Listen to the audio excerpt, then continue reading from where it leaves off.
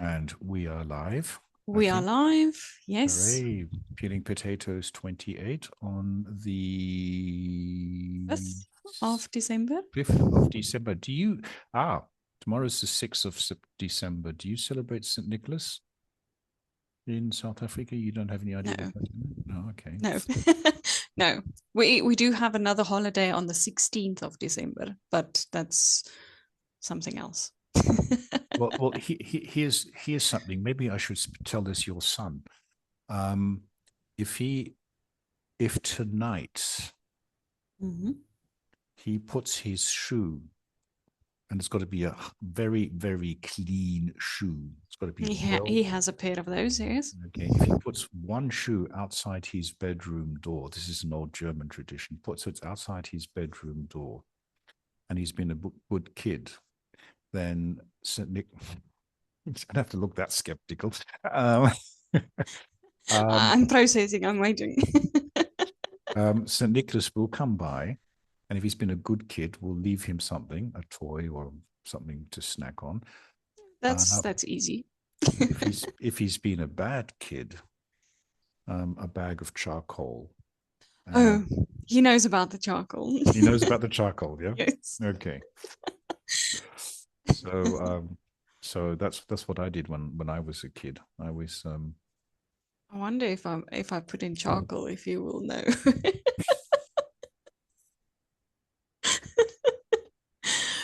I won't do that, I promise.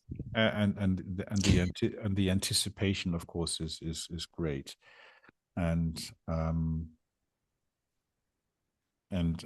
would wake, I'm, a little bit older than Aiden is now, and I would Yes. wake up and on the Sunday morning. I think we did it actually in our household when I was a kid. We did it every Advent Saturday, Sunday. I can't actually remember, and sometimes my mother would forget, and Oh, I would crawl out of bed, dash to the bedroom door, and find that the shoe was empty, and then I would be a little bit I can't remember what disappointed. I can't read. Yeah, disappointed. I can't remember what I did. Maybe I took it with grace, which I don't think I would have done. Anyway, have you found your elf, by the way? No, but I think I know where it is. Okay. It's in the box with the Christmas tree. And no, our Christmas tree is still not up. That is on tonight's to-do list. It's So on tonight's to tonight, do. yes, the three of us will sit down and build our Christmas tree and decorate the Christmas tree tonight. Brilliant. Okay. Yes. I think else will. But before we open the box, I need to dig through it to see if Elf is in there. It is only the 5th of December, and Christmas stress has already begun. Yeah. Yeah. Is it? Not Is really stress, not really stress. I think so every year we put up the Christmas tree on the 30th of November or sometimes a week before that even. Um, but I think this year we've just been running around, just been busy. And so Aiden, or my son, was visiting last weekend, so he wasn't home, and that's why we didn't put it up. fair enough. So Mm. this All weekend right. we'll do that. Okay. Okay. So we are going to talk about um, your running Yes. feats, um, not FEETS, but FEATS, Yes. um, because last Saturday sort of was the culmination of 4 weeks of intense training, Yes. and you wrote a lot of articles in the Pineapple, sort of to share your Experience, experiences, process. successes, the joys, tribulations, etc., Yes. in getting all this done. And then the day came, and there is a. I'm not going to put a spoiler alert in here or spoiler. The day came, and there is a result which I will let you share with everybody else. Yes. It's got a bit quiet since then, but I think you're still recuperating. But you did publish something in the Pineapple this morning, which I have not read because I've been running around like a headless chicken. Yes. So and it's called the Color Run. Yes. So let's start with the most basic and fundamental of all questions. Why is it called the Color Run? Let's keep it simple. Let's keep it simple. So every year we have our church Christmas market sometime in November. Sometimes at the start of November, the middle, or the end. It just depends on some dates. And every year they host a color run. So it's a 2.5 or a 5 kilometer color run. You can either walk it or run it. You can go as a family. You can go as an individual. There's people this year that actually took their dogs with them. So afterwards, you can see all these colorful little dogs on leashes, pinks and blues and yellows, and that was quite entertaining. But I don't know how they're going to clean those dogs because some of them has quite long hair. But anyways, and you mentioned earlier about India, where they also throw the colorful powder when they have some celebrations or things. So I think the powder that they use, the color powder, is very similar to that. So what they do, this was actually a second color run I did. Previous one was at a different school as a fundraiser, but many years ago. I think I was 25. Okay. And that was about 10 years ago. Now. So they, at the starting point, they start throwing you with different colored powder. So people would just walk past and then they will throw the powder. You don't even see them coming. Okay. As a surprise. Oh. And yes. So you are already covered in powder once you start running. And then there was eight points where they had like color stations, and they had different colors. So one station was yellow, one orange, one pink, one blue. There was a green and a purple as well. And then they repeat some of the colors, like yellows or pinks, depending on how much powder they have. But they have a lot. So they have them in bottles that almost look like a ketchup bottle. Okay. Yes, and then they would squeeze it and spray you full of this powdered color. And of course, they did not respect that women are very sensitive about getting such stuff in their hair. So and they don't consider personal space. They would come as close to you as possible to throw you full of color. Hair, face, everywhere, clothes. How long did it take you to get the color out of your hair? That was actually quite quickly. So after the run, when I took a shower, I washed my hair and it came out. Oh, okay. But some colors that I've noticed, in some places, I still had a blue patch, or I still had a yellow patch, but only in some places. I don't know why. But my face was clean. I didn't have any color left in my face, but I think that is because I applied a sunscreen before. So that was kind of like a barrier. So when I washed my face, it came off. But some parts, like my arms, my legs, my toes were still full of color. They were purple and blue and green. And you were wearing running shoes, and the color managed to get through the shoes, through the socks, into the toes. That's I mean, the color was inspired. I'm going to get through to her toes, even if it's the last thing I do on this planet. Yes. And get squashed to death as I look forward. Okay. Yes. So I wonder what it's like, if you're a little strand of color.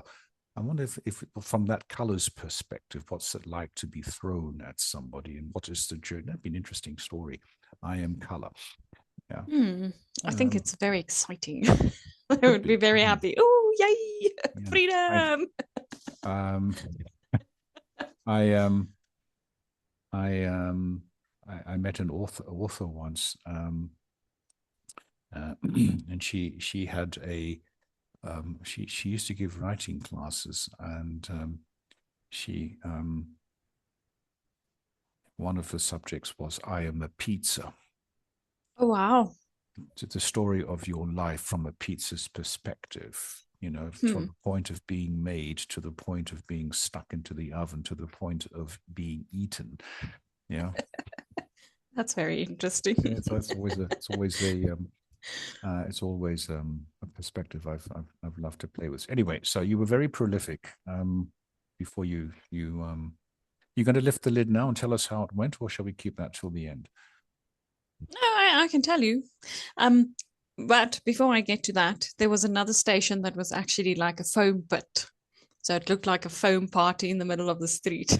Oh my God. Yes. I avoided that one because I didn't want to get my feet wet. This is not the best thing in the entire run, and you take a detour. Just next to it on the grass. Shame on you. God, you allow us They were no fun. I went through all the different colors. But this foam pit, there was a boy on a bicycle. So he went through it with his bicycle, but he was covered from his head down to the bicycle's wheels in foam. Oh, wow.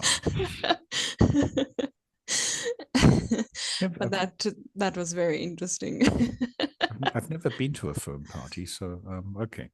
Yeah, okay. So you avoided the foam party, and then what happened after that? How was that was an uphill. We had to run up and up and up and up and up until we get to the next stop, and then we had to turn right, and then there was some more uphills, up and up and up and up, and then once you turn there, it's downhill again. Okay. So I suffered. You suffered. I suffered. This is the first I hear of this one. I know. I included it in my article. Okay. It's a valuable lesson that I learned. Mm-hmm. Two, actually. One of them is I need to run on tar road more because I've been training on grass, and it's a lot easier. It's a lot softer. Doesn't hurt your knees and your hips as much.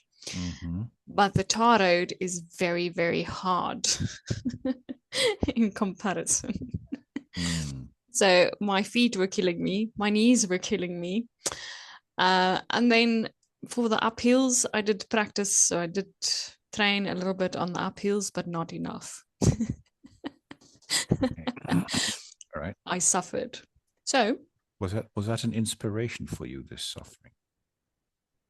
No, it was demotivating. And you get kids, like 14-year-old kids with legs for days, lungs like whales, and they just run as if nothing can bother them past you. There they go. I know the feeling in a slightly different context. Yeah. That's another lesson learned. You can't compete with a 14-year-old with legs for days. Fair enough. Would you want to? They can still talk to each other. They have a conversation, and I'm here, can barely breathe, and they talk to each other. So, yeah, I have to train a little bit harder. Okay. So the kids were not an inspiration either. They were a demotivation. No. But the inspiration can be derived that what they can do, you can do better. It'll just take a little longer to get there. No, not even. I will never be on that level. Maybe anyway. When I was 14. Okay. So put us out of your misery. How long did you run for, and what was the final result? That is the other problem. My watch has the button is here on the side. Okay. So as I was running, I think I bumped into someone and then my watch stopped. So I have no idea what my time was, which is okay. I'm okay with that. Okay. And it was a 5 kilometer So you had to do the same loop twice. Okay. So twice past the foam pit, twice past the different colors. And then at some stops, they also had some water. There was some cola as well, and some snacks, bananas, and some candy and things. All right. Just for energy. Just medicinal purposes, yeah. Yes. But with my training, also something that I learned with the cycling, you have to drink a lot of water, but if it's early mornings, and sometimes you can push a little bit longer without water. So with my trainings, I would do my run in the mornings and then only drink water afterwards. Sometimes I would drink water before, but that is not good for my bladder. Well, it might speed you up a little bit. No, it slows me down like badly. Because that's all I can think about. I need a loo. Okay. But anyway, so I trained myself to run around it. Okay, sorry. The dog just squeezed itself through the door. He's a bit overweight. Anyways, so I trained myself to run without water for about 5 kilometers. So after the run, I got my medal. I took a bottle of water, but then I wanted coffee. Because I also didn't drink coffee the morning before the run, also because of the loo. But also because I try to avoid coffee very early in the morning. And before the run, you drink coffee, you have caffeine, you have energy, and then you run out of it very quickly. Okay, so you did the 5 kilometers and you got a medal. Now, was that because was that a medal of participation, or was it because you came? I think it's participation. I actually have it here. So very small, it says Meerten Coloran and the most colorful event in the Val. Wow. Okay. Yes. So everybody got a medal. It doesn't matter if you ran fast or slow or walked or rode your bicycle. Everybody got a medal. So how many actually took part? Do you know? I think it was about 600 people. Yes. Wow, if I have to guess, I think it was about 600. Okay. Yes. So how do you? I mean, I should actually ask my mom if she knows how many people participated. Yeah. You got the medal as a token gesture for participating in it. Did that make you feel good? Yes, of course. I didn't even know you get a medal if you do it. Oh, all right. Yes, I didn't even know. So I was very impressed. Okay. Now I can add it with my other medals. Here's one I got earlier. Yeah. Okay. So now people who know you a little bit, of course, know that running is not one of your favorite pastimes. Yes. So kudos for the fact that you actually did something that you do not really enjoy. I have to say I'm starting to like it a bit more, but I think it's also because of like all the feel good chemicals and getting outside, fresh air. I think that kind of makes a big difference. Yeah. Because I went for a run yesterday and I did heels. I only did 2.5 kilometers, but my legs killed me. I mean, I have a lot of questions actually on that topic, which I might weave in later. But so I was having a drink with my mother last night, and she asked the horror question: are you getting out? Are you getting any exercise done? And I looked at her and I said, with all the chaos that's going on at the moment, when am I supposed to be doing that? in the mornings. I said no. Um, Because it's too cold now at the well, moment. not only it's not too well. Yes, I suppose it's too cold, but you can wear some clothes, and if you move, you know Yes, you blood circulation warms you up. yes. Um, it's just dark. At 7 o'clock, it's still like night here. Yes. Um, but so in one of the articles, you said you wrote take tiny steps. Yes. Now, I think you announced your intention to do this color run about 4 weeks before the. So I think about the end of October. I don't know how long the Yes. decision process sort of gestated with you before then, but around end of October, said I'm going to do this color run on the 29th of November, and I think my mom sent the invitation on the 28th, okay, 27th or 28th, and I decided I'm going to do it. So okay, it didn't take me a long time to decide. okay. What were the actual tiny steps that you took leading up to this color run, and which one mattered more than you expected? Definitely the training. That mattered the most. But that was also the tiny step. So starting with walking and running and walking and running with a training program. And then I also sent it to my husband and I said, listen, do you think I can do this? And he said, yes, of course. A good question. Yes. I said, yes, of course, it's easy. You can do it. And the beginning it wasn't easy, but I think the most difficult part was to stay in the routine, like to run and rest and also do some other exercises in between, core and strength and arms and other things I hate, like squats and lunges. But it helped. It helped. But the tiny steps with one very important one is not to overtrain.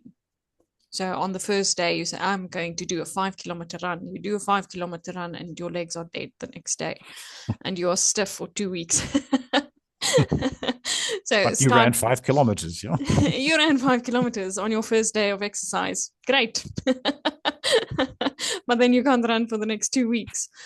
So small steps, like doing short distances and walking when you feel tired and walking to catch your breath, and that helped me a lot. Okay. Yes. There's no magic wand in this, you didn't have any No. fancy shoes, there was no quick fix. All you do is just move, run, walk, do some exercises, stick to the plan. Stick to the plan. I can't Harry Potter my way through it. So when did the truth of the enormity of this challenge actually hit you during the training?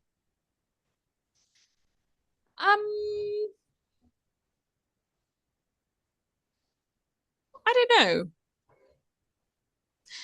I don't think it's.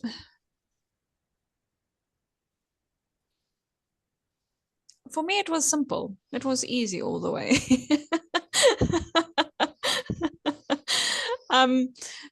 Apart from doing the 5 kilometer run and having to run up hills and dig deep to push through it, and then feeling demotivated at some point when the kids come running past. But also to realize that I can't compete with the kids. Now, yes, they have longer legs. Yes, they've been running for longer. I've only been running for a month. And I have to do that in between the rain.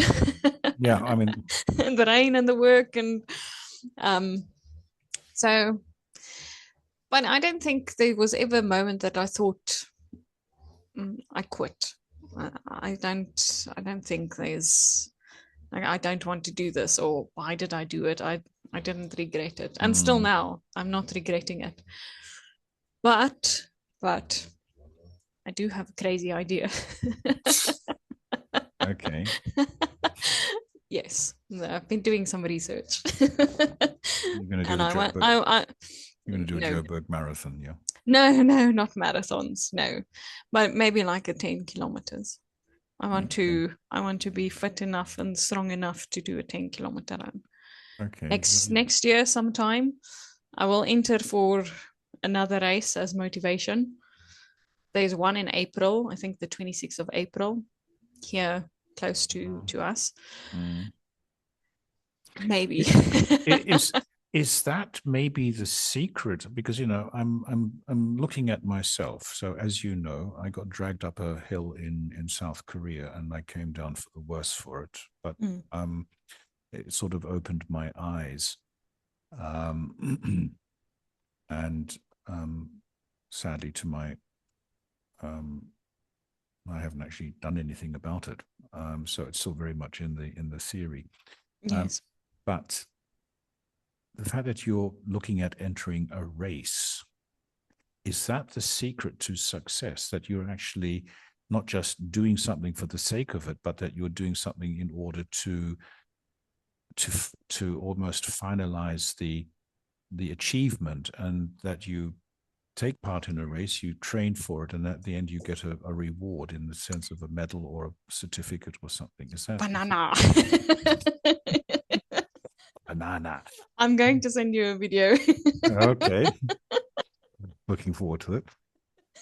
So it's also a running video. My husband shared it with me where this lady, I think she did a marathon, and then the question was, why do you do it? And then she says, for a medal. And then in the Minions movie, Yeah. they like bananas very much. And then there was this Mm. queen that they motivated with a banana. Okay. So she does it for a medal and a banana. Well, whatever rocks your boat, yeah, or floats your boat, yeah. Okay, but Yes. but But in all seriousness, no. no. Okay. So um, So why I like to enter for a race, and that's also something that I did with the cycling. It's like a method of motivation. mm, So you paid your 100 Rand or 200 Rand or 300 Rand entry fee. mm, You have to commit to that. yeah. You can't throw away your money and just say, that's okay. Um, so in a way, it forces you to exercise, to train harder, to do the difficult things, to push through. Because if you don't do that, obviously you are going to suffer on that day. Mm, fair Either enough. lose your money or suffer running or cycling. Mm, So for yeah. me, it's a kind of motivation. So not really a sense of like accomplishment or to show the achievement. Mm, It's just a way to motivate myself. So then I okay. know I have to do this. I have to wake up to go and run. If I don't have that, then I get lazy. Mm, okay. But I, that's also why I want to start doing the park runs on a Saturday. mm. So park runs are also 5 kilometers. It's on grass, so it's a lot softer. Mm, And it's timed. So once you enter, they don't charge you anything to enter for the park runs, but you mm, have to register, mhm. and then it's timed running. There's people who walk it as well, but obviously with the running, you will get more fit and you can see Okay. your times. Well, when you do your first park run, make sure that no one tampers with your watch, yeah, so that you've got at least an idea how long it's going to take. Yeah.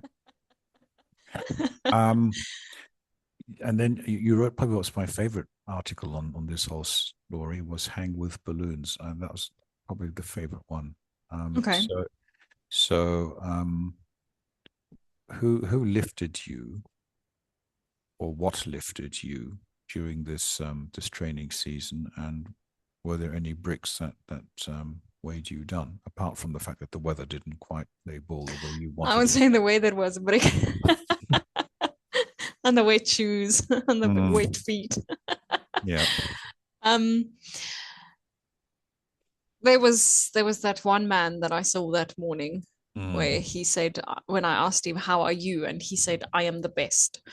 I think he was a balloon. He was Have you definitely a balloon. have you seen him again since? No, no, I haven't. Oh. No, I haven't seen him.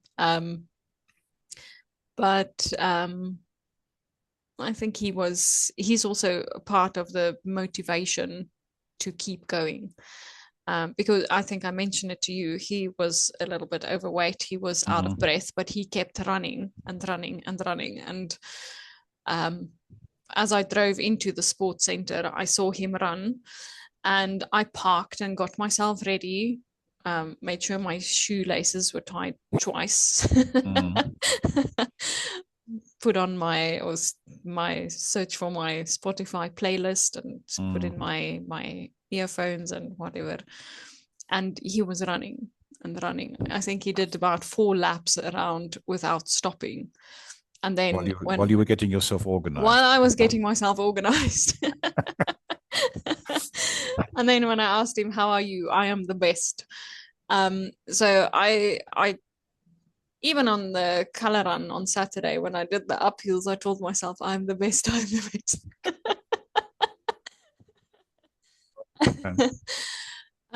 But then also there's a lady I follow on Instagram. She lives in Durban.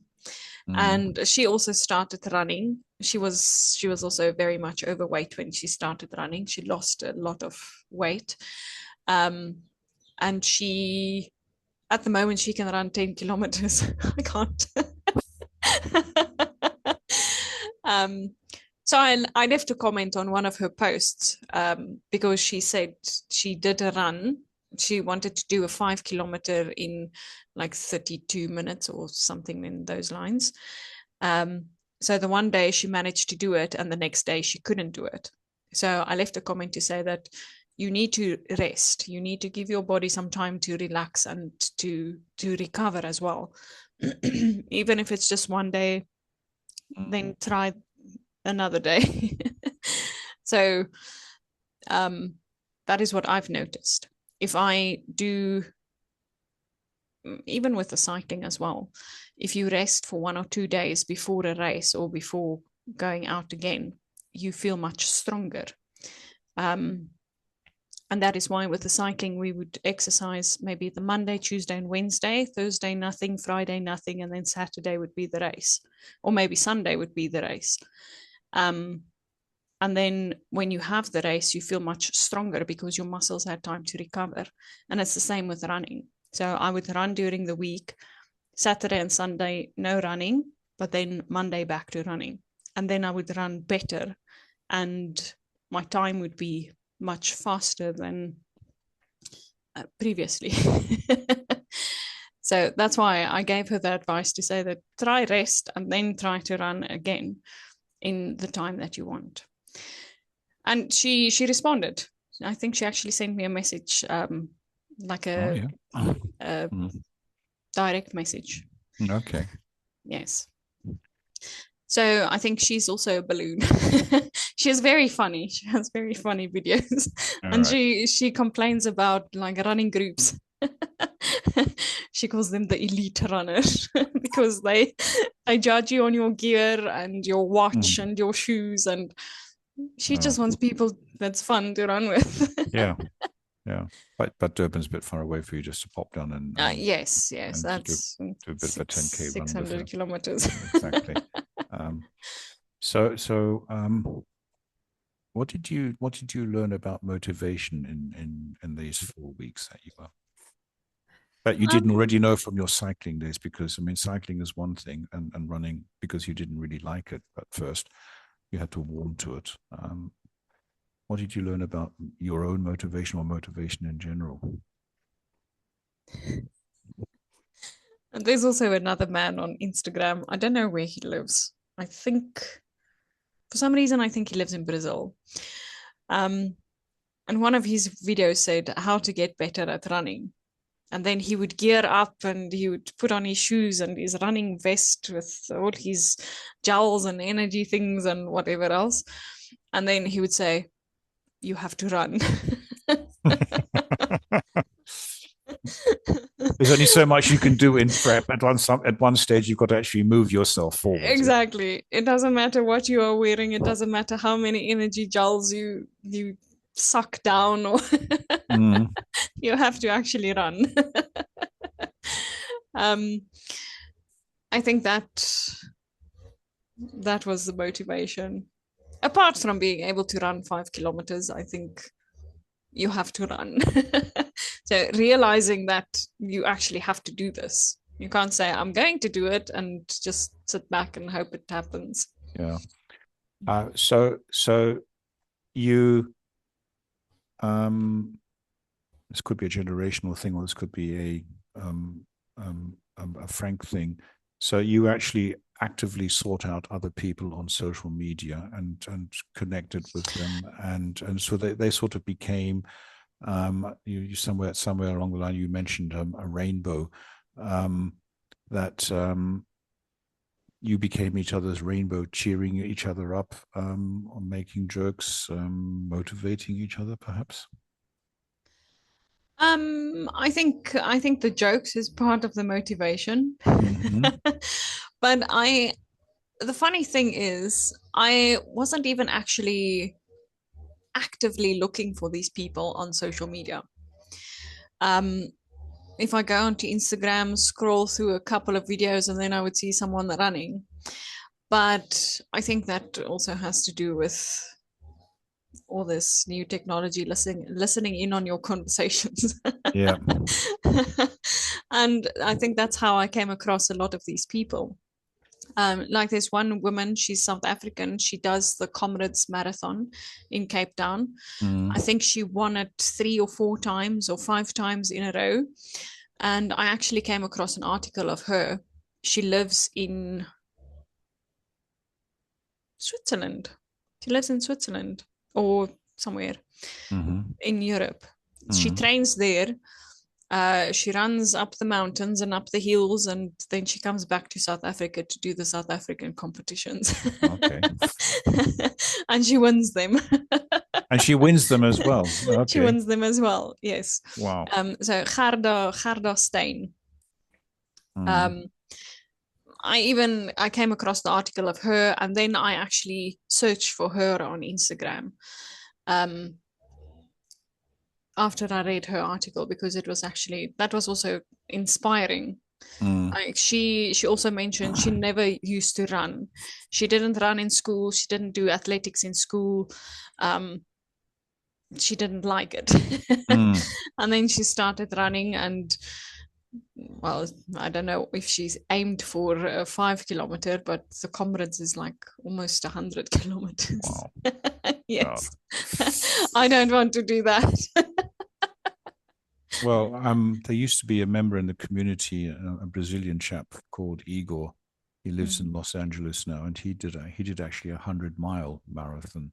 Oh wow. Ouch. No. Um, yes, yeah. So 160K. So and it took him That's a over. lot. It took him over 24 hours, but he I stuck did it it on through. a bicycle and it was bad. Yeah. Yeah, I can't Yeah. imagine running that. No, no. So I mean, um,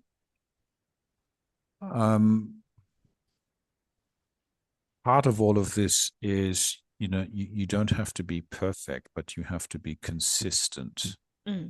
Yes. Um, and that seems to be the key to it all. Um, Yes. and I suppose you got a lot from that from your cycling days. That Mm. consistency was Yes. the key. But of course, there is a gap between when you stopped cycling and now you've taken up running. Yes. So what did you relearn about consistency? That Patience. patience, patience. Yes. Rephrase that. Lower your expectations. Yeah. Yes. Yes. But also patience, because it doesn't happen overnight. You don't get fit overnight. You don't get strong Mm. overnight. Um, you don't have a long breath overnight. You have to work on that. And the same with um when you run, like I went running on the tar road, my legs hurt. Even Mm. Saturday after the color run, my legs were paining.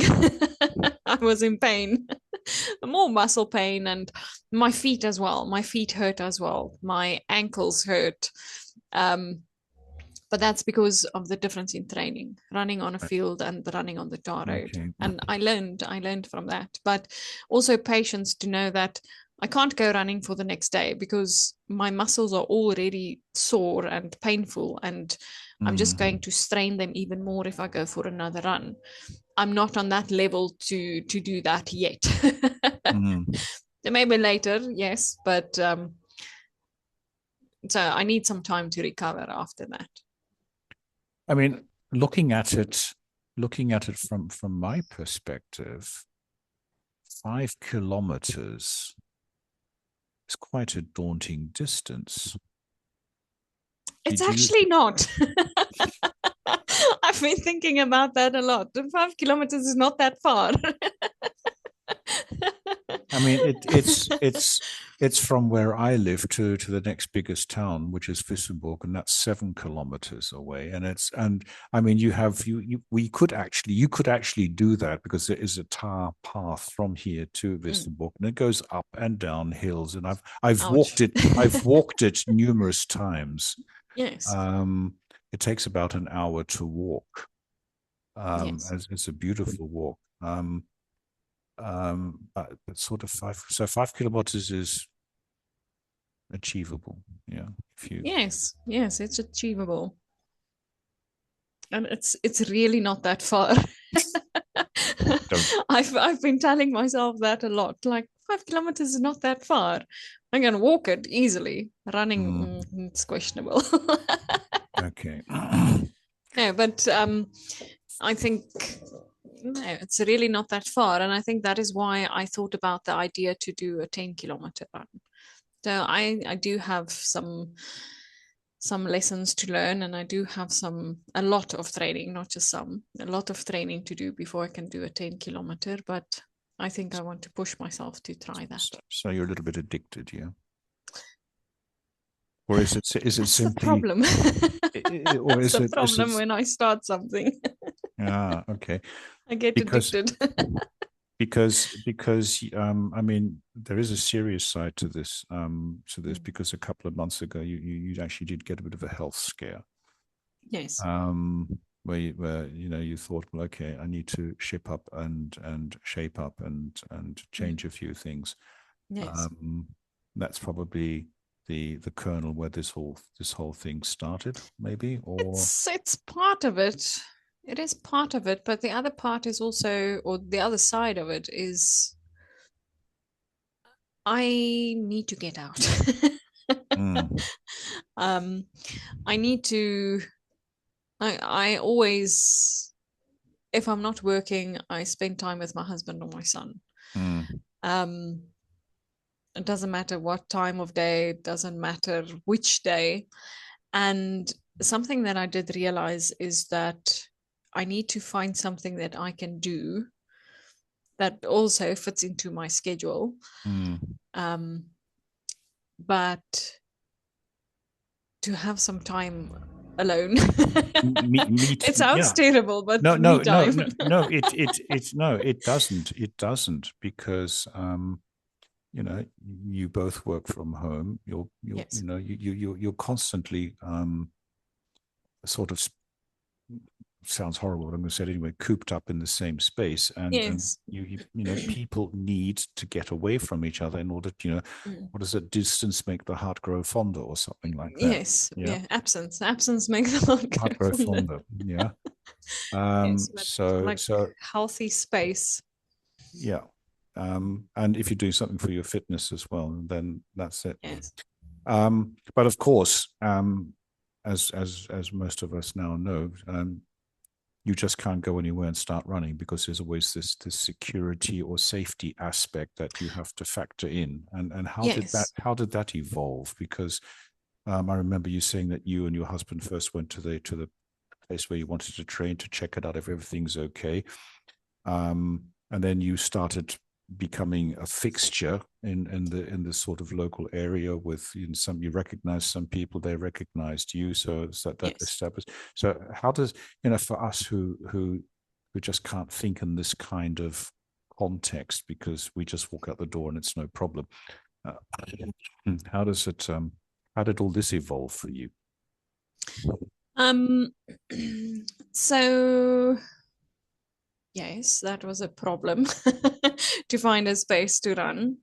But the sports center, there's a restaurant there, and then they have the squash courts, and they have a bowling club. And then at the gate, they have a security station. There's at least 2 or 3 security guards that I've seen there in the time that I run. And then there's our municipality takes care of these grounds, so they drop off. I know their routine by now. They drop off the workers at 10 to 8. Oh, yes, 10 to 8 in the mornings. So I would be busy running, and then I would see, oh, there comes the municipality, drop off the people, and then they go. And then the people from the restaurant starts coming in at 8 o'clock. So I know their routines because I pay attention.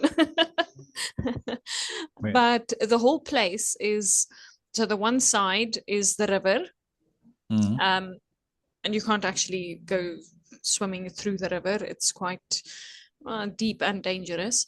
And then the other side is fenced off. So it's closed with fences, and there's also a security gate that they lock at night after the restaurant closes.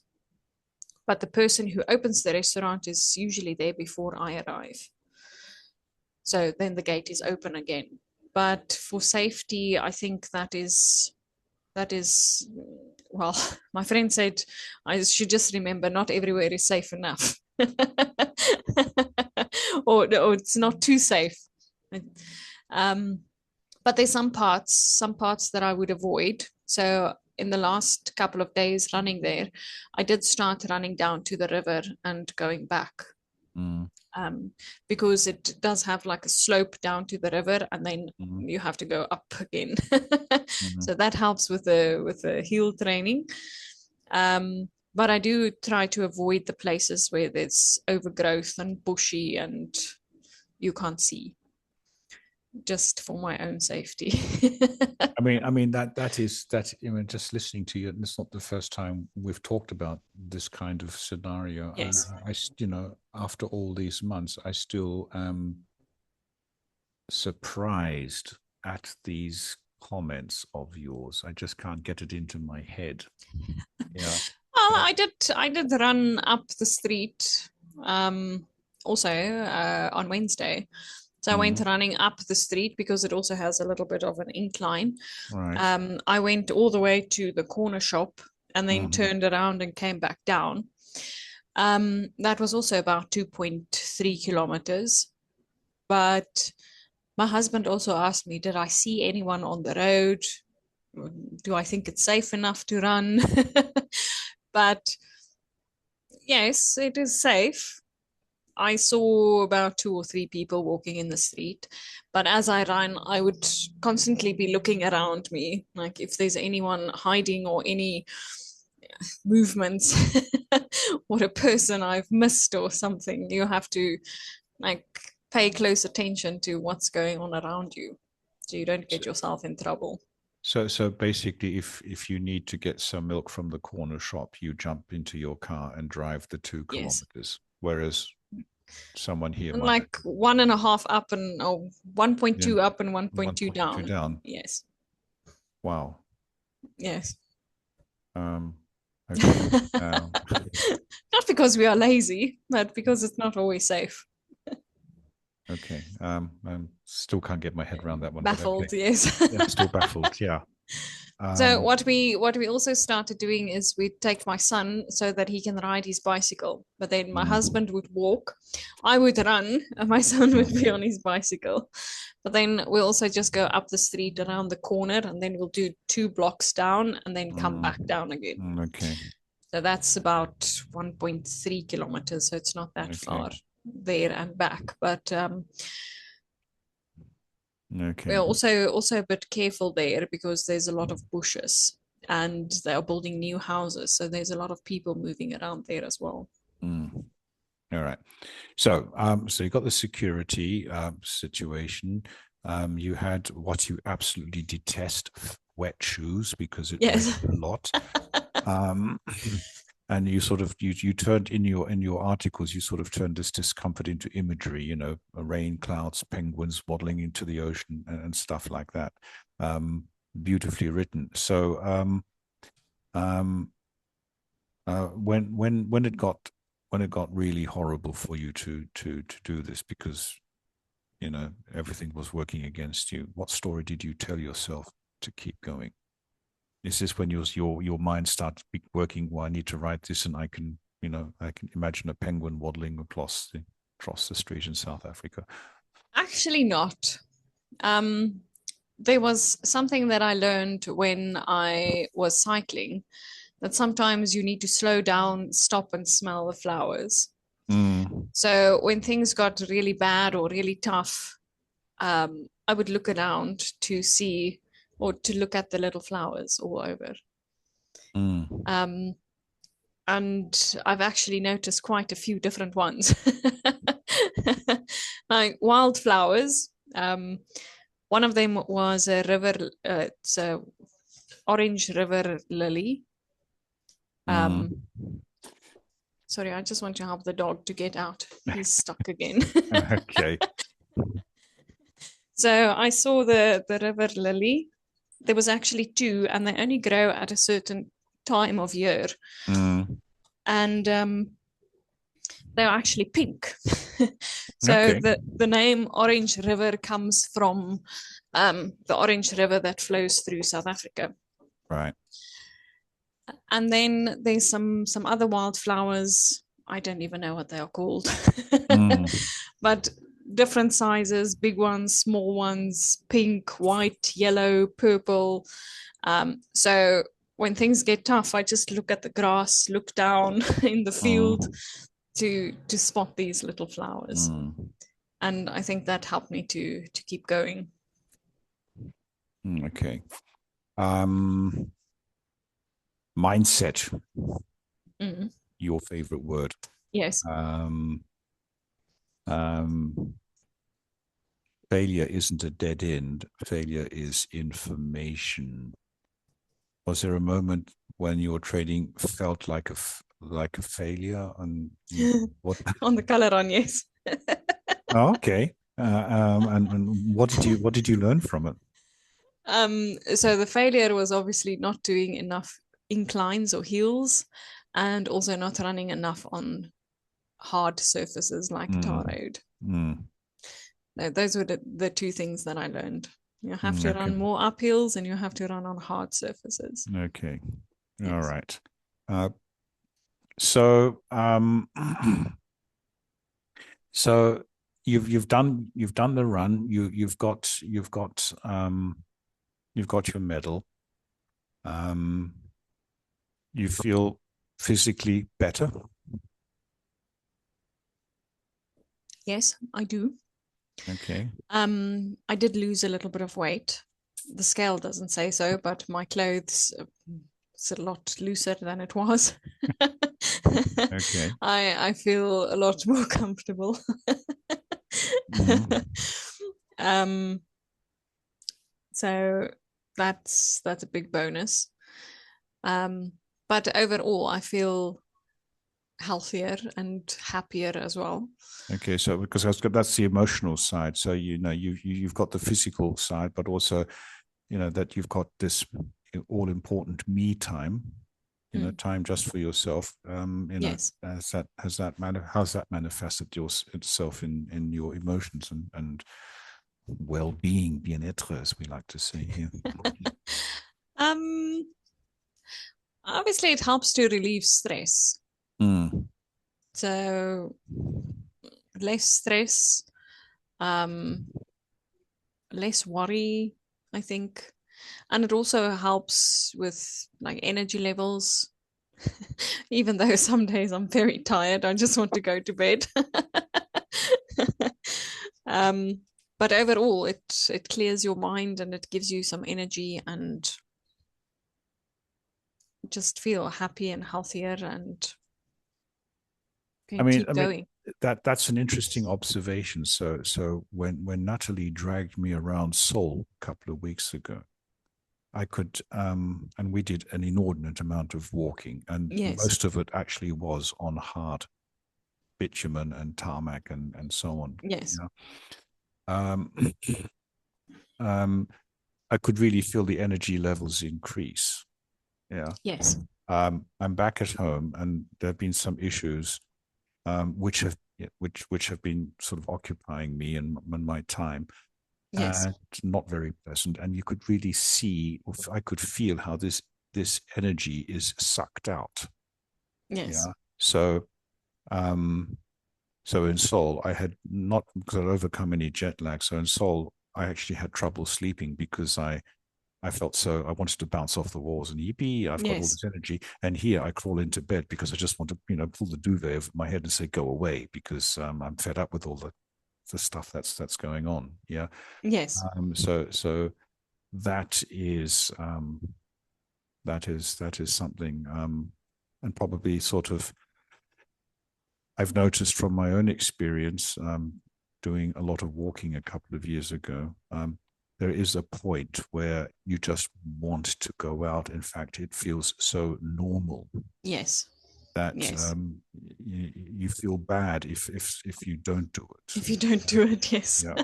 Um, yeah. Yes. But I think it's also because it helps you to focus and to concentrate, and Mm, you think about the things that are the most important, or what is important. How can I do this? How mm, can I do that? So, in a way, it's also a thinking process, but it helps you to clear your mind, to focus, you mm. don't feel stress, you have more energy. And I think that is something that I need or needed without Yeah. even realizing that. Take us back to that very first morning. So your mother gave you the flyer, and you made the decision. I'm going to do this 29th of November. I'm going to go at this color run. Come hell and high water. Yes. So between you making the decision and you actually putting on your running gear, opening the door and getting into the car and driving, and then that first step, take us through that process. So when my mom sent the poster, I told my husband I'm going to do this. Um, and he was skeptical at first about where I am going to run. And then I mentioned the sports grounds. So we went to check out the sports grounds, and then it was raining. Mm. So we couldn't get out of the car and go for a walk, but we checked it out and we agreed that it's okay. Let's try it and see how it goes.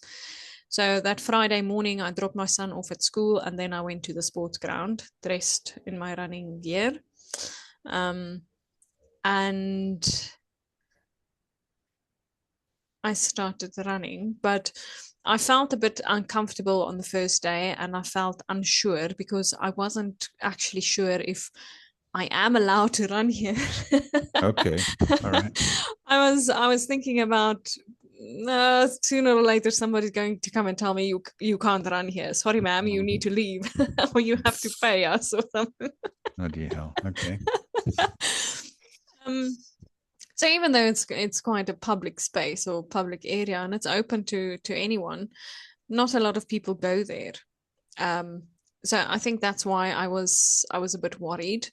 And the sign on the gate says they open at 11 and they close at 7 or something. And Right. I'm there like just 8 o'clock past in the 7. morning. Mm, But the gate is open. So if the gate is open, I can go in. exactly.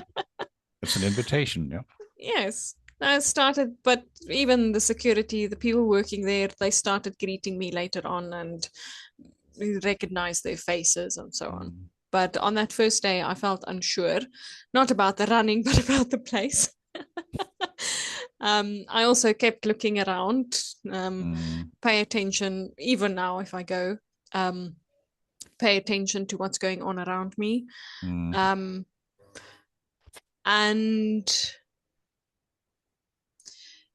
with the running, I think After the first day, I thought, why am I doing this?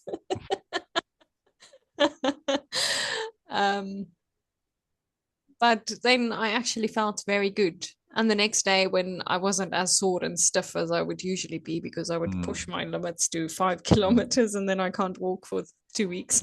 Yeah. So the next morning, that was a Saturday. So I didn't go running on the Saturday or the Sunday, but I went back on the Monday. So at first I thought, I don't think I want to run today. But I drove there anyway, and I decided, okay, let's see how it goes. So I got out, started my music, started running, and the longer I ran, the better I felt. And even the days I was tired in the mornings or I didn't feel like running, I did it anyway. Yeah. I Yes. think the takeaway, and this is something that I did this morning at this meeting that I went to. So there was another person there who had the Nike T-shirt, and he had "Just Do It" written on the front. Yes. And when I introduced myself and what we do, I said, I asked him, so his name is Yannick. I said, Yannick, could you stand up, please? And I said, look, learning English or practicing English is easy. And I pointed to him, just do it. Yeah. And then I chose somebody on the other side of the table, said, do you speak English? Just a little. And I said, okay, so what's your name? My name is so-and-so. Where do you live? I live there now. I said, well, just do it. It works. No problem. Yeah. And I think, Yes. sort of the inspirational part is you've just got to do it. Yes. You need your support. You need your, your balloons, throw away the bricks. You need the people on social media who can keep you sort of interested and help you with Yes. ideas, and family to support you, et cetera, et cetera, et cetera. And I think just to share the experience, yeah. Yes. And I mean, you did that within Breeder. You wrote about it. We talked about it a lot. Yeah. Yes. How's it going? And then on the Saturday morning, the 29th, you went out and you came back. Yeah. Yes. And now you're raising the bar and want to go for a 10K. Yes. Yeah. And we will whip you down the path. Yeah. Yeah. Thank you. I need that. Yeah. No, I saw my mom yesterday and she also asked me, are you going to continue running? So I'm like, yeah. So even if I didn't like it, or even if I still don't like it sometimes, I'm definitely going to continue. Yeah. And I mean, I think that the biggest takeaway, because we all do things that take us out of our comfort zone, and Yes. deliberately or by accident. And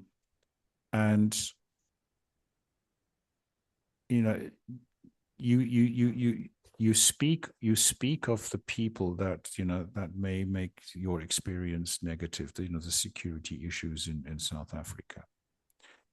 Yes. But at the end of the day, they are a minority. Yes, they can inflict a lot of pain and damage. Yes. Yeah? And that's what scares us. Yeah, because we don't want to be hurt, or we don't want to lose something. Yeah. But the positive mindset is that there are a lot of people who will support you, who will encourage you, who will give you with some advice, and you may never actually meet them because they are in other countries far away or in different cities 600 kilometers away. But that is the power of positivity. Yes. And that is the inspiration, I think, that you can take away. You don't need a motivator who will give you a chant. Yeah. It's just people sharing an interest, talking about it. Yes. And that's where the real strength in all this lies. And that's the, so I'm going to say this slightly vulgar. I need to get my ass into gear. Yeah. And yeah, at the moment I'm taking the easy route. So like my mother said, so what are you doing? I said nothing. Why? Because I'm too busy. I've got so much other stuff going on. Yeah. Yes. Is that an excuse, or is that just me being lame? I used it as well. I'm too busy. I don't have time. And then I decided to make time. There you go. There you go. So I think we just have to make time for these things. Exactly. Exactly. And the acid test, I mean, it's the middle of winter here now. And actually, winter hasn't even started. We're still technically in autumn. It's a no for me. Well, this is the acid. This is the acid test. You know, how are you going to do? How are you going to perform all of this in your winter, which is like our spring, yeah, or sometimes even our summer? Whereas if you were at this side of the equator, I mean, it's grey, it's damp, it's miserable, it's cold, it's about 2 degrees outside.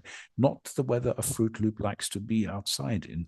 I was actually thinking about that just the other day. And I think if I put my mind to it, I can do a run in the afternoons. Like mid-afternoon, like lunchtime. So I don't have to run in the mornings and I don't have to run at night. Right. Okay. When it's too cold. In the afternoons it's a bit more reasonable. Okay, but you said the magic words, when I put my mind to it. That's all Yes. it is. It's mindset. That's all it is. It's Yeah. okay. Fruit Loop. Thank you for inspiring us. I hope I'm going to get an almighty kick up the backside from you. Have you done anything yet? Yeah, have you? I think I need to buy myself a pair of running shoes. I think that's the first thing. So I'll start with walking. Yeah. Yeah, start with walking. Yeah. And then I'll beat you down the 100K marathon sometime in the future. No. I think the furthest that I would push myself is a 21 kilometer, but like a half marathon. Half marathon. Okay. Oh, yes, it's now official. Fruit Loop is going to push us 2, 3, 4 years down the line. Oh. Now I will focus on 10 kilometers. All right. Well, we'll be there to support you and push you along. Thank you. Okay, so that's Peeling Potatoes 28, the second to last one of the year. Episode 29 next week. 20th of December. Pretty much, no, not the 20th, but pretty much 9 months since you discovered Breeder and decided to just make it a bit different. So change it up a little bit. rough it up a little bit. So shake it a little bit. So next week, 9 months, Fruit Loop and Breeder, and what's been happening and how you felt about it and what you enjoyed, and dare I say, what you're going to do next year to us. that sounds good. Yeah. Okay. Right. So thanks for your inspiration. Thanks for all your advice. Pleasure. Yeah. It's my pleasure. And we'll take it up again next week. Bye. Bye.